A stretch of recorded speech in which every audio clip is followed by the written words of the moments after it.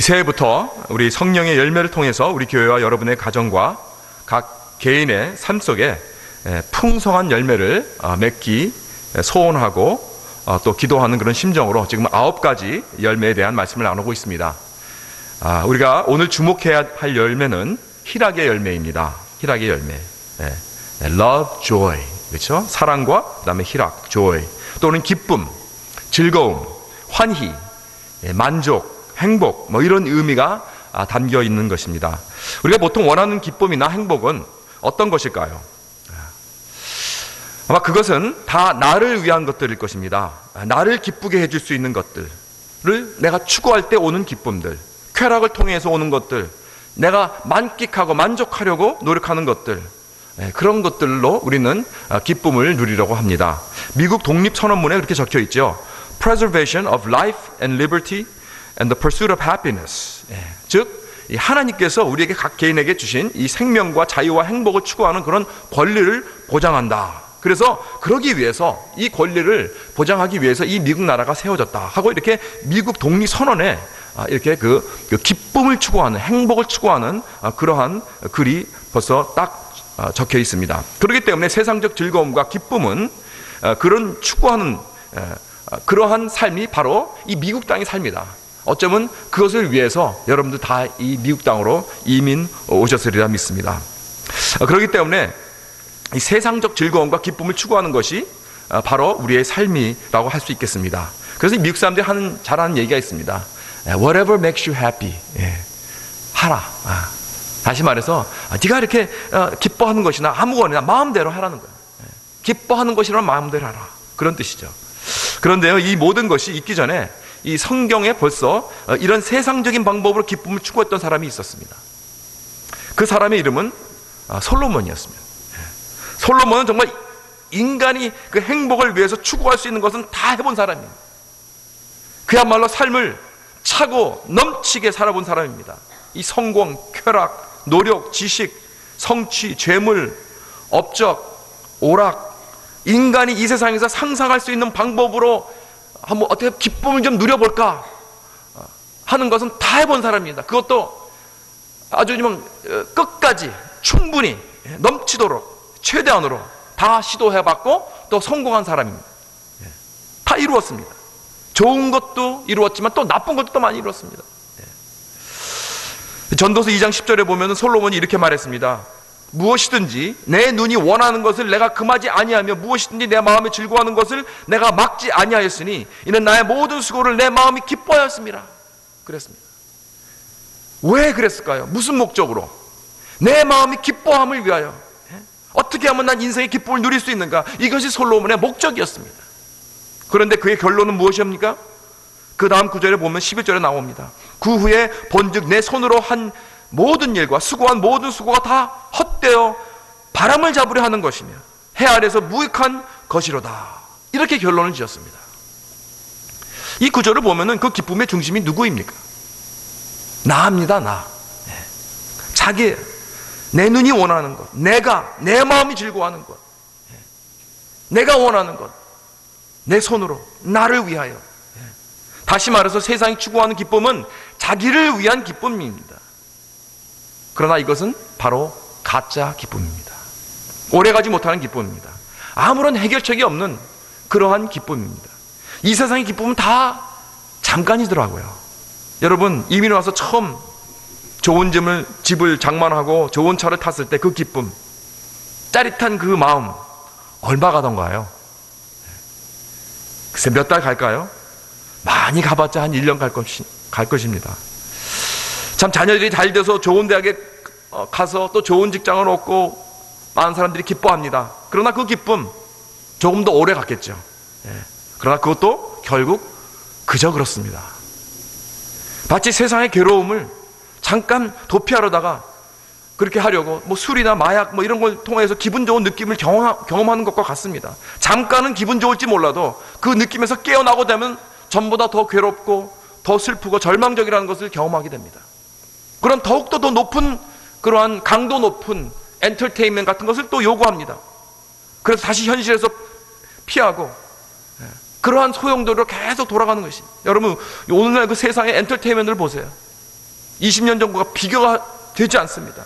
영화는 성적인 장면이나 무슨 폭력이 점점 생생하게 그것을 보여줍니다. 더 많이 피바다가 있어야, 점점 더 이 강도가 높아야 잔인하게 죽이고 성적으로 막 더욱 문란해야 영화가 잘 팔리는 거예요.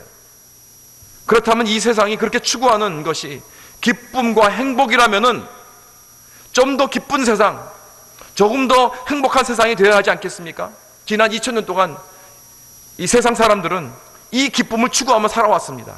미국도 지난 240년의 역사 동안 헌법 내에다가까지 인간의 그 태어난 권리가 바로 이 pursuit of happiness, 그 권리를 보호하기 위해서 미국이 만들어졌다고 할 만큼 인간의 기쁨과 행복이 중요한데, 그렇다면은 오늘날 어디까지 왔나요? 한번 둘러보시기 바랍니다. 이 사회를 둘러보시기 바랍니다. 결론은 이 시대는 결국 그럼에도 불구하고 그렇게 사람들이 기쁨을 추구하는 그러한 삶을 사는데도 불구하고 점점 더 기쁨이 사라진 시대라는 것을 우리는 발견하게 됩니다. 1972년부터 미국에서 조사한 것은 오직 국민의 3분의 1만 행복하다고 느낀다고 했습니다. 그리고 그 숫자는 점점 더 작아지고 있습니다. 미국의 10명 중 한 명은 18살이 되기 전에 우울증이 걸린다고 합니다. 그리고 25%의 여성이 우울증 때문에 약을 복용한다고 합니다. 미국에서. 그리고 남자나 여자의 50%는 이 음식으로서 자기의 기분을 전환해야 된다고 합니다. 그러니까 자꾸 이 비만증이 점점 더 늘어나고 있는 것이죠. 그리고 행복해지기 위한 그런 세미나라든가 뭐 책이라든가 엔터테인먼트 비즈니스가 폭발적으로 상승하고 있습니다. 이것은 다 무엇을 말하고 있습니까? 전반적으로 점점 이 사회는 기쁨과 행복을 찾기 힘들다는 것입니다. 다시 말해서 우리는 기쁨이 사라진 시대에 살고 있습니다. 미국이 이렇다면은 우리 한국은 어떨까요? 뭐 어떤 조사에 보니까 한국 사람은 하루에 1분 30초를 웃는다고 합니다. 그리고 3시간가량 염려하고 근심한다고 합니다. 그야말로 사는 게 지옥이란 말이 나올 것 같습니다. 결국 계속 소용돌이로 내려가는 거예요. 이게 세상적인 기쁨, 세상적인 쾌락이라는 것입니다. 그래서 오래전에 이 솔로몬은 이 모든 것을 다 시도해보고 벌써 결론을 내렸어요. 헛되도다. 그것으로는 기쁨을 얻지 못한다. 솔로몬의 결론이 벌써 다 우리에게 지어줬습니다. 또 성경 말씀에서 계속 우리에게 주어집니다. 그런 데서 쫓아가면 행복이 없는 것이다. 기쁨이라는 건 거기서 오는 것이 아니다. 뿐만 아니라 오늘날 우리가 세상을 잘 이렇게 관찰해 보면서 우리가 조금만 더 생각하면은 이런 결론을 내릴 수 있다는 거예요. 나 자신만을 위한 기쁨, 이 세상적인 기쁨을 우리가 추구해 봤자 그 기쁨은 오래가지 못한다. 그것을 추구하는 것은 헛된 것이다. 이러한 결론이 나오게 되는 것입니다. 그렇기 때문에 우린 더욱더 성령의 열매인 진짜 기쁨을 회복하고 찾아야 할 줄 믿습니다. 그렇다면 진짜 기쁨을 회복하려면 우리는 어떻게 해야 합니까? 오늘 본문을 보겠습니다. 오늘 이 본문의 배경은 아주 어두운 배경입니다. 지금 때는 이제 마지막 만찬을 다 마치고 겟세마네 동산으로 이제 예수님께서 가셔서 기도를 이제 하시고 난 후에는 이제 붙잡히게 되십니다. 불과 몇 시간이면은 그 십자가에 험악한 그 고난이 시작되는 그러한 숨막히는 그러한 일들이 막 터지기 바로 일보 직전입니다. 이런 어두운 배경에서 예수님은 이게 웬일입니까? 기쁨의 말씀을 전하고 있는 거예요. 20절을 봅니다. 내가 진실로 진실로 너에게 이르노니 너희는 곡하고 애통하리니 세상이 기뻐하리라. 지금 무슨 말씀을 하시고 계시는 것입니까? 이것은 예수님께서 이제 십자가의 죽으심을 곧 말하고 있는 것입니다. 나의 죄를 인하여 죽으신 예수님, 내가 나의 죄를 애통할 때 세상은 조롱하고 웃습니다. 그러나 이제 곧 그 슬픔이 변하여서 기쁨이 된다는 말씀입니다. 그러면서 이것을 더욱 클리어하게 설명하시기 위해서 다음 구절인 21절에 여자의 해산을 가지고 그 애 낳는 그런 모습을 가지고 설명하시기 위해서 이렇게 비유를 드십니다. 보겠습니다. 21절. 여자가 해산하게 되면은 그때가 이르렀으므로 근심하나 아이를 낳으면 세상에 사람 난 기쁨을 인하여 그 고통을 다시 기억지 아니하리라 그랬어요. 여기 계신 여성국님들은 이게 무슨 뜻인지 잘 아실 것입니다. 남자들은 잘 몰라요. 이해하지 못합니다. 이해가 되지도 않습니다. 아니, 어떻게 애를 낳으면서 죽었다 살아날 고통을 다 겪고 나서 또 둘째, 셋째, 어떨 땐 넷째, 다섯째까지 낳느냐 말이에요. 그때 옛날 분들은 뭐 에피두로 같은 무슨 마취제도 없었습니다. 그냥 생으로 낳는 거예요. 그냥. 이게 제정신입니까? 도저히 이해가 되지 않아요. 저는요, 옆에서 우리 새 아이 나올 때 봤습니다.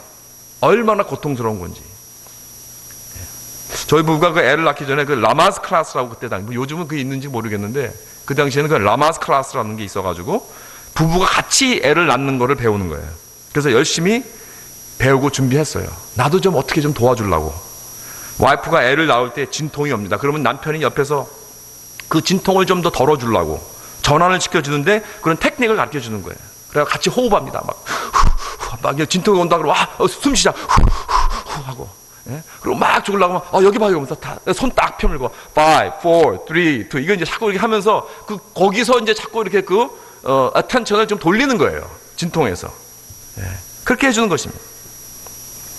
그리고 또 이런 진통을 겪는 와이프의 원망과 욕설을 다 옆에서 들어주고, 예.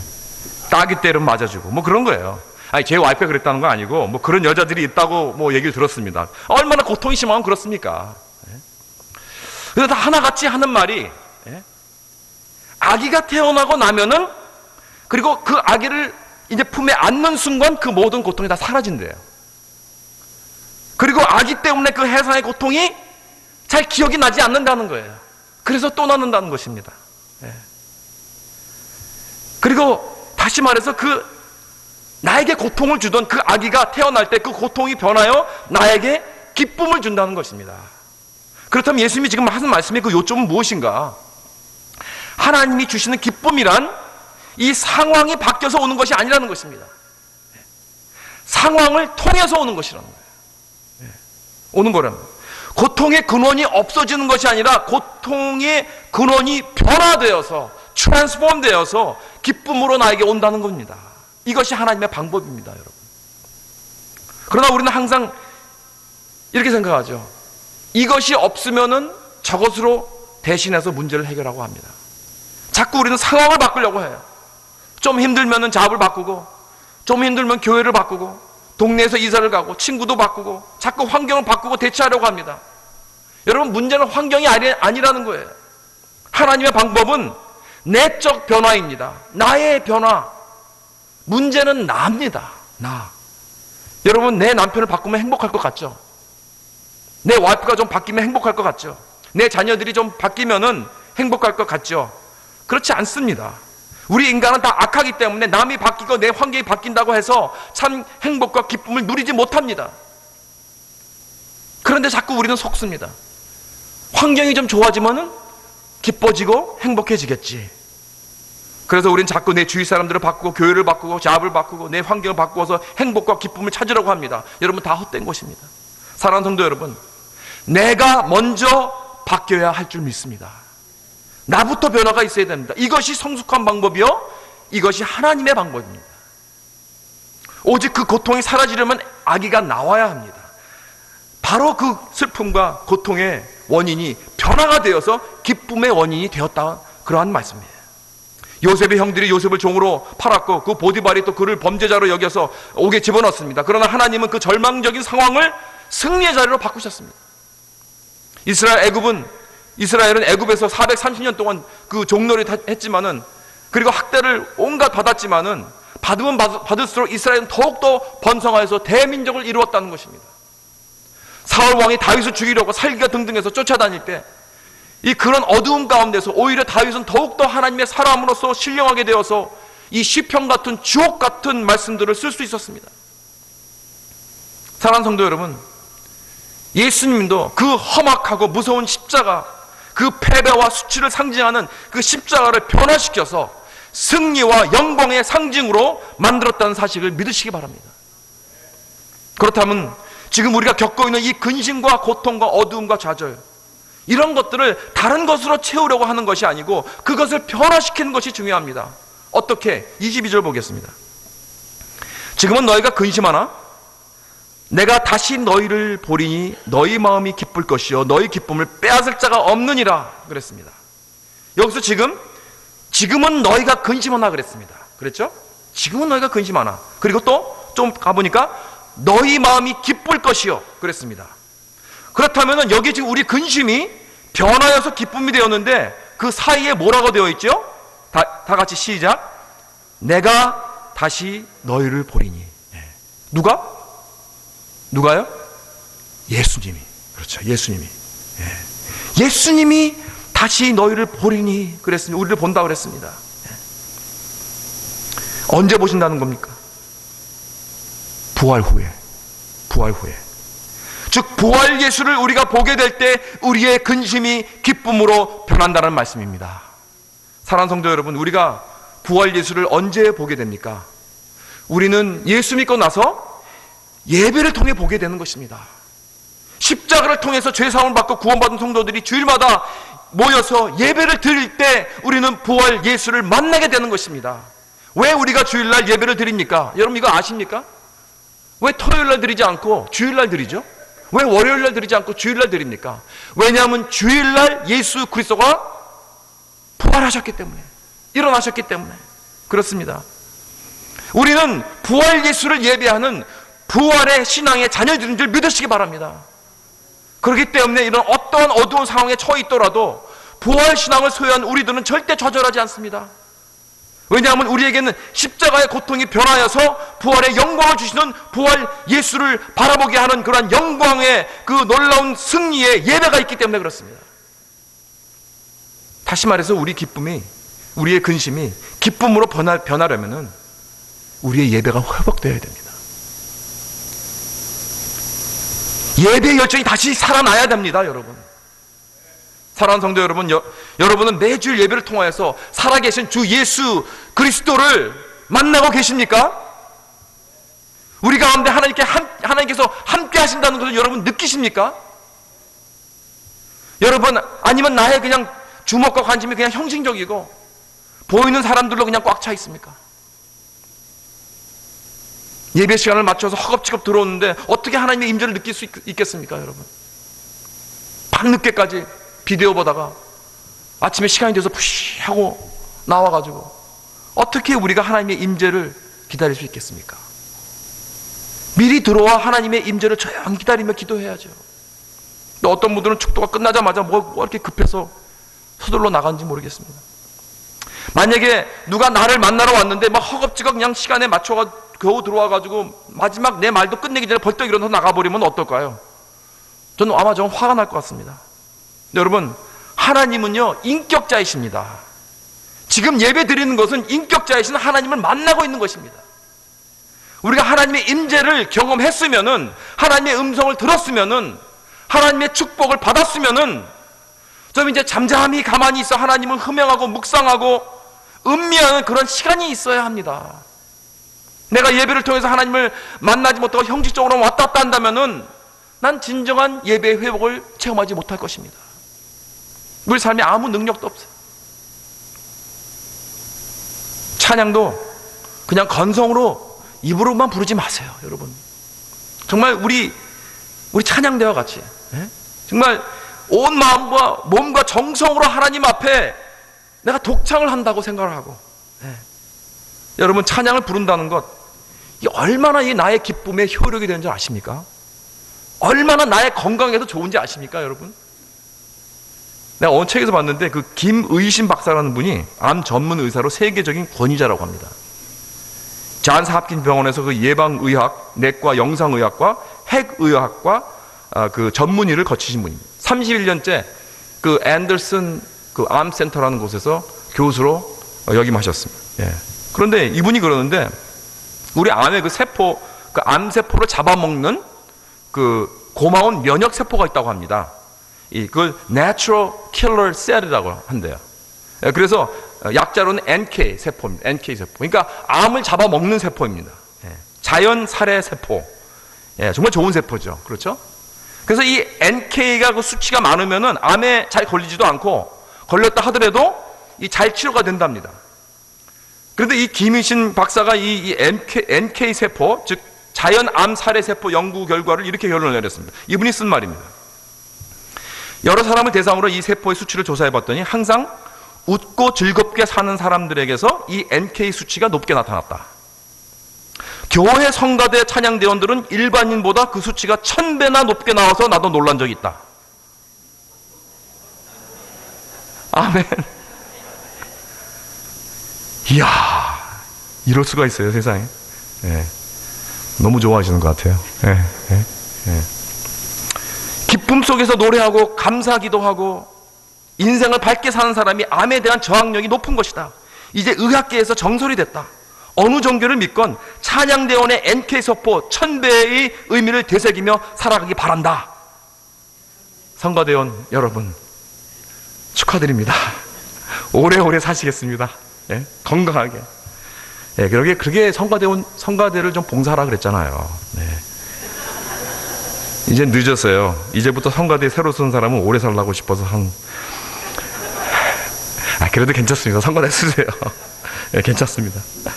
여러분, 세계적인 암 전문가가 이 세상 책에다가 이거 낸 거예요. 암세포를 죽이는 NK세포를 많이 활성화시키는 것은 찬양대원처럼 신령한 노래를 하고 기뻐하며 즐거워하는 그러한 일이라는 거예요. 다시 말해서 우리의 예배를 회복하고 부활 예수 그리스도를 보면서 하나님을 찬양하고 감사할 때 우리의 기쁨이 회복되고 하나님께서 우리를 치유하시는 그 능력을 주시는 줄 믿으시기 바랍니다. 항상 우리 삶 속에 찬양이 이렇게 넘쳐야 됩니다. 사랑하는 성도 여러분, 우리 예배의 생명을 걸읍시다. 예배 준비는요, 토요일 저녁부터 시작하는 것입니다. 토요일 늦게까지 비디오 보지 마세요. 토요일 저녁 일찍 자는 것부터 예배 시작입니다. 또 미리 와서 기도로 준비하십시오. 진정한 기쁨의 회복을 경험할 때까지 예배에 집중하고 한번 목숨을 걸고 이 예배를 한번 드려보세요. 이전에 경험하지 못했던 그런 참된 기쁨을 반드시 맛보게 될 줄 믿습니다. 우리는 전심으로 예배를 드려야 됩니다. 이 진정한 예배자로서 하나님 앞에 사시는 저와 여러분 되시길 주님의 이름으로 축원합니다. 두 번째로, 우리 말씀으로 충만하게 기도해야 됩니다. 말씀으로 충만하게 기도해야 됩니다. 23절 하반절을 봅니다. 너희가 무엇이든지 아버지께 구하는 것을 내 이름으로 주시리라. 또 24절을 봅니다. 지금까지는 너희가 내 이름으로 아무것도 구하지 아니하였으나 구하라 그리하면 받으리니 너희 기쁨이 충만하리라. 예수님의 이름으로 구하면 받으리니 너희 기쁨이 충만하리라. 이게 무슨 뜻이냐 말하면 주님의 뜻을 구한다는 것입니다. 우리가 기쁨이 충만하려면 주님의 뜻을 따르고 기도하는 것입니다. 그럴 때 우리는 응답을 받게 될 것이고 그 기쁨이 충만케 될 줄 믿습니다.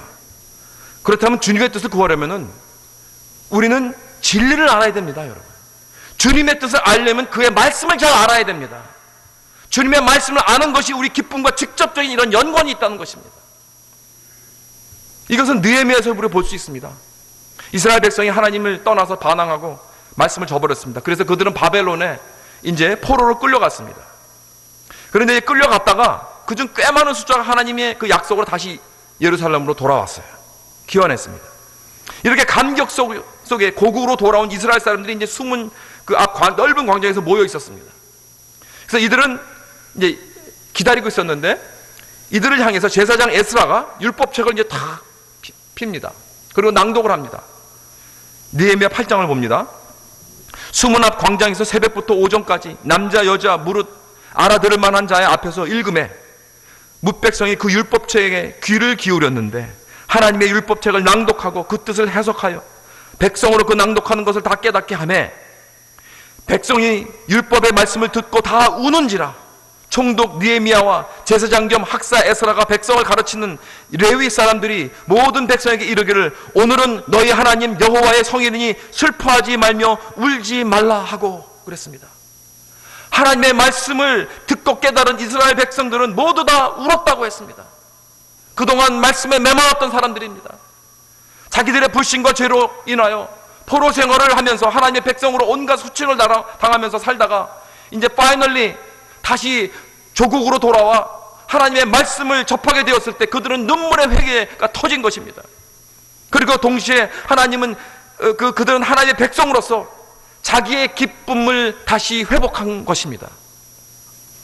사랑하는 성도 여러분, 우리가 진정한 기쁨을 회복하기 위해서는 이 첫 단계가 있습니다. 이것이 무엇인가? 우리는 눈물의 회개가 필요합니다. 나의 무지로 인해서 세상적인 그런 가짜 기쁨만 추구하며 살아왔던 지난 날을 돌아보면서 애통하는 시간이 반드시 필요합니다. 여러분, 팔복 중 두 번째 복이 뭐죠? 애통하는 자는 복이 있나니. 저희가 위로를 받는다고 했습니다. 무엇을 애통하는 것입니까? 나의 죄를 애통하는 것입니다. 그러지 않고는 위로가 없단 말입니다. 위로가 없이는 우리는 기쁨이 없습니다. 느헤미야 8장 10절에 느헤미야는 백성에게 이렇게 권면합니다. 느헤미야가 또 이르기를 너희는 가서 살찐 것을 먹고 단 것을 마시되 예비치 못한 자에게는 너희가 나누어 주라. 이날은 주의 성일이니 근심하지 말라. 여호와를 기뻐하는 것이 너희의 힘이니라. Joy of the Lord is your strength. 그랬습니다. 여호와를 기뻐하는 것이 너희의 힘이니라. 여호와를 인하여 기뻐하는 것이 너의 힘이다. 이것이 참된 진리라는 것입니다. 솔로몬처럼 나를 위해서, 내 유익만을 위해서, 내 쾌락을 위해서 추구하는 이 모든 것들은 나에게 가짜 기쁨을 주는 밖에 못합니다. 그러나 여호와를 기뻐하는 것이 참된 힘이 된다는 사실을 깨닫게 된 거예요. 이러고 나니까 그 결과는 무엇입니까? 계속해서 12절에 보면 모든 백성이 곧 가서 먹고 마시며 나누어 주고 크게 즐거워하였으니 그는 읽어드린 말을 밝히 알미니라 그랬습니다. 그 큰 기쁨이 어디서 왔다고요? 그 율법책의 그 놀라운 하나님의 말씀을 알고 나서 깨달은 것입니다. 여러분, 하나님의 뜻을 통해서 말씀을 안다는 것이 얼마나 이렇게 진정한 기쁨을 회복하는 데 중요한지 우리는 깨달아야 됩니다. 그렇기 때문에 교회는 말씀이 살아있어야 됩니다. 말씀이 역사해야 합니다. 주님의 종들은 이 말씀 안에 항상 묻혀 있어야 됩니다. saturate 되어야 됩니다. 지난주 금요일 저녁 여성 제자 훈련에 첫 모임이 있었습니다. 23분이 오셨습니다. 그래서 제가 제자 훈련을 그 요구 사항들을 쭉 말씀해 드렸습니다. 정말 할 것이 많습니다. 성경을 가지고 교재를 매주 예습해야 될 뿐 아니라 성경 암송 구절이 있죠. 매주마다 날마다 솟는 샘물 큐티를 매일 해야 되죠. 성경 통독을 또 해야 되죠. 예? 주일 말씀, 수요일 말씀, 새벽기도 말씀 항상 듣고 묵상해야 되죠. 그야말로 말씀으로 내 삶을 푹 잠기게 하는 것입니다. 예. 다른 거 아니에요. 우리의 삶이 이렇게 하나님의 말씀으로 가득 찰 때 그 말씀의 능력을 체험하게 되고, 그렇게 되면 여호와를 아는 지식이 생겨서 우리의 참된 기쁨이 회복되는 줄 믿으시기 바랍니다. 마지막으로 우리는 이렇게 진리를 통해서 깨달은 이 기쁨, 이것을 이제 어떻게 해야 됩니까? 우리는 밖으로 자꾸 뿜어내야 됩니다. 내 안에 기쁨이 넘쳐야 됩니다. 기쁨을 꾹 참고 있으면 안 돼요, 여러분. 우리 한국 사람들은 이 꾹 참는 버릇이 있는 것 같아요. 좋아도 안 좋은 척, 슬퍼도 안 슬픈 척. 여러분, 그렇게 되면 기쁨도 사라집니다. 예? 그 World Happiness Report라는 그 세계 행복 리포트가 그 연구 발표를 매년마다 합니다. 그 미국 콜롬비아 대학에서 출간하는 거예요. 연구해가지고. 작년 1위는 덴마크였습니다. 그 북유럽 나라가, 스캔디네비안 그 나라들이 다 1, 2, 3, 4 뭐 한 탑 10은 거의 다 이 스캔디네비안 북유럽권 있는 나라들이라고 보니까. 왜 그런지 모르겠어요. 예. 멕시코도 16위더라고요. 멕시코도. 미국은 17위입니다. 17위. 여러분, 조금 더 행복하시려면 멕시코로 내려가서 사시면 됩니다. 예. 근데 여러분, 한국은 몇 위인지 궁금하시죠? 예. 한국은 41위입니다. 41. 예. 근데 여러분, 기뻐하세요. 일본은 43위입니다. 예, 문제는, 일본보다 앞서니까 기쁘죠, 그죠? 근데 한국이나 일본은요, 이렇게 기뻐할 수 있는 조건이 많습니다. 얼마나 잘 삽니까? 풍부하잖아요. 근데 그것을 나타내지 않는 것이 문제 같아요. 기쁨이란 밖으로 표현을 해야 됩니다. 나타나야 됩니다. 그래서 성경에서 크게 기뻐하라, 그런 말씀이 많이 나와요. Rejoice. 역대상 66장 10절에 무릇 여호와를 구하는 자는 마음이 즐거울지로다. 베드로전서 1장 6절 말씀, 그러므로 너희가 이제 여러 가지 시험을 인하여 잠깐 근심하게 되지 않을 수 없었으나 오히려 크게 기뻐하도다. 밖으로 나타내야 하는 거예요. 이 기쁨을 누리라는 것입니다. Enjoy, rejoice. 이 rejoice란 말은 기쁨을 다시 반복하라는 뜻입니다. 내가 기뻐했으면은 다시 그것을 내뿜으라는 거예요. 그럼 다시 또 주위에서 내뿜으면은 다시 또 내 기쁨을 또 들이마십니다. 그래서 내 안에 기쁨이 찹니다. 그럼 또 내뿜습니다. 마치 숨 쉬는 것 같이 들이마시고 또 내뿜고, 들이마시고 내뿜고. 예? 자꾸 들이마시기만 하면 어떻게 됩니까? 터져 죽죠. 예. 내뿜어야 됩니다. 내 주위에. 그래서 우리 믿는 사람들은 가는 곳마다 부활 예수를 만난 그 기쁨을 내뿜고 다니는 사람입니다. 아멘? 예, 말씀과 진리를 인해서 기쁨이 넘쳐나서 내 주위 환경을 바꾸고 온도를 조절하는 떨머스탯이 돼야 돼요, 여러분. 예. 여러분, 이것도 전도입니다. 복음이 무엇입니까? 복음이란 기쁜 소식 아닙니까? 예, 복음, 기쁜 소식. 예? 이 기쁜 소식을 전하는 자가 먼저 자기의 기쁨을 전하지 않고 어떻게 기쁜 소식인 복음을 전할 수 있겠습니까? 우리가 이제 조금 이따 부를 찬송 208장, 주 예수 내 마음에 들어와 계신 후, 그 찬송 후렴에 이렇게 나와 있습니다. 물밀듯 내 마음에 기쁨이 넘침은 주 예수 내 마음에 오심. 여러분, 우리 주 예수 그리스도가 내 마음에 계심으로 인해 기쁨이 물밀칠 넘칩니까? 넘쳐야 됩니다. 밖으로 넘어나야 돼요. 표현이 되어야 된단 말입니다. 들이마신 이 기쁨을 내 가족에 전하세요. 격려의 말을 하세요. encouraging word를, 위로의 말을 해주고 안아주고 품어주고, 춤도 좀 덩치덩치 추고. 저도 가끔 집에서 춰요, 춤. 예. 예? 친구에게, 이웃에게, 직장 동료에게 이 기쁨을 표현하고 마음을 전하고 내 뱉을 때 내 안의 기쁨이 더욱더 커지는 줄 믿으시기 바랍니다. 말씀을 마치겠습니다. 이 시대는 기쁨이 사라진 시대입니다. 오직 성령 충만으로 우리 진짜 기쁨을 회복하십시다. 우리는 기쁨의 백성입니다. Why not? 이 부활 예수를 우리가 볼 수 있잖아요. 진리의 말씀이 있습니다. 기도할 수 있는 특권이 있다는 것입니다. 왜 헛된 세상적 기쁨으로 채우려고 하십니까? 그것은 마치 어떤 것인가? 예레미야 그 2장 13절에서 하나님이 그 그림을 보여주십니다. 얼마나 어리석은 거지 그것이. 내 백성이 두 가지 악을 행하였나니 곧 생수의 근원되는 나를 버린 것과 스스로 웅덩이를 판 것인데 그것은 물을 저축하지 못할 터진 웅덩이니라 그랬습니다. 이 세상의 기쁨으로 내 마음을 채우려고 하는 것은 마치 내 앞에 생수가 터져 나온 이것을 무시하고 등을 지고 대신 물을 담지 못하는 터진 웅덩이에다가 머리를 쳐박고 그 밑에 흙탕물을 핥는 것과 같다는 거예요. 바로 옆에 여기 생수가 터져 나오고 있는데 말입니다. 이 얼마나 웃지도 못할 장면입니까? 바로 그런 것 같다는 것입니다. 그렇습니다. 이 세상이 주는 기쁨은 터진 웅덩이입니다. 오직 부활 예수를 만나 그분을 바라보고 내 마음에 모실 때 그때만이 이 물밀듯 쏟아나는 이런 생수의 기쁨이 내 마음에 넘치게 될 줄 믿습니다. 이런 기쁨의 열매를 맺는 저와 여러분 되시길 주님의 이름으로 축원합니다.